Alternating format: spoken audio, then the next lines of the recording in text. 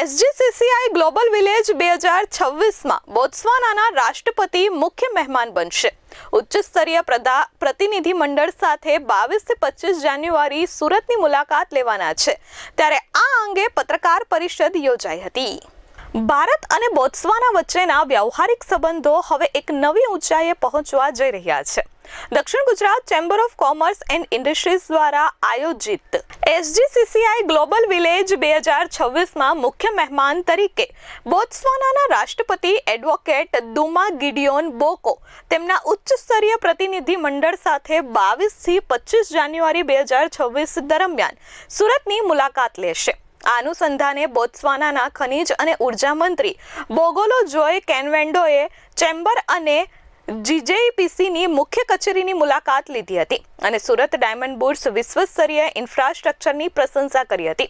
ચેમ્બરનું ઉચ્ચ સ્તરીય પ્રતિનિધિ મંડળ નવેમ્બરમાં બોત્સવાનાની મુલાકાતે ગયું હતું, ત્યારે સુરતના ઉદ્યોગપતિ કેપી ગ્રુપના ડોક્ટર ફારૂક પટેલ પણ સાથે રહ્યા હતા। કેપી ગ્રુપ બોત્સવાનાની ઝીરો એમિશન પ્રતિબદ્ધતા પૂર્ણ કરવા માટે બોત્સવાનાના રિન્યુએબલ એનર્જી પ્રોજેક્ટ્સમાં 36,000 કરોડનું રોકાણ કરશે। કેપી ગ્રુપે 4 બિલિયન યુએસડી એટલે કે 36,000 કરોડના રોકાણ માટે બોત્સવાના સરકાર સાથે એમઓયુ કર્યા છે।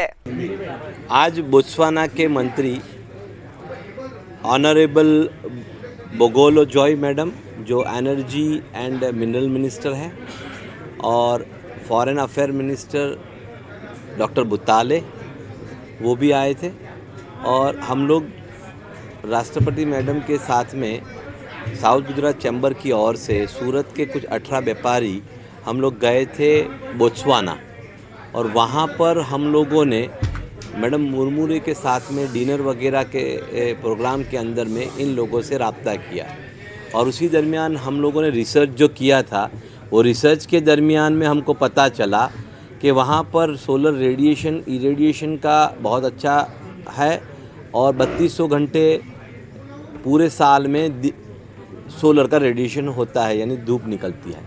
उस वही हिसाब से हम लोगों ने जब रिसर्च किया तो पता चला वहाँ पर ज़मीन जो है वो बहुत काफ़ी है, गुजरात से 3 गुना बड़ी ज़मीन है, 27 लाख ही लोग हैं और इनकी रिक्वायरमेंट तो बहुत कम है, लेकिन इनके आजू बाजू में 5 कंट्री की बहुत बड़ी रिक्वायरमेंट है और इनके पास में खुद का ग्रिड भी है जो इन लोगों से सप्लाई हम कर सकते हैं।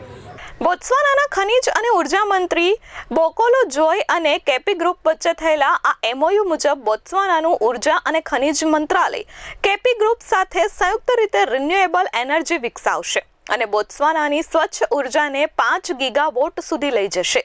આ પ્રોજેક્ટ 5 વર્ષમાં તબક્કાવાર હાથ ધરાશે, જેમાં 2027માં 500 મેગાવોટ, 2028માં 2500 અને 2030 સુધીમાં 5 ગીગાવોટ પૂર્ણ થશે।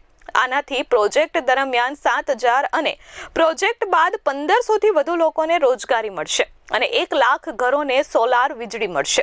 આ માટે 25,000 એકર જમીન બોત્સવાના સરકાર આપશે અને ભારત સરકાર રોકાણને સુરક્ષિત કરશે। સમજૂતીના ભાગરૂપે કેપી ગ્રુપ બોત્સવાનાના નાગરિકોને વર્ષે 30 વિદ્યાર્થીઓને સ્કોલરશિપ, શિક્ષણ અને કૌશલ્ય વિકાસ માટે આપશે।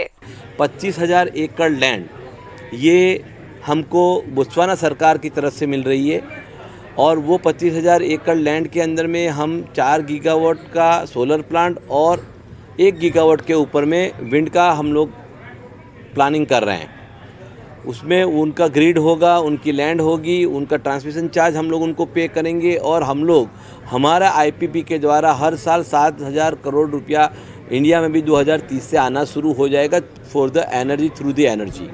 ब्यूरो रिपोर्ट H24 न्यूज़ सूरत।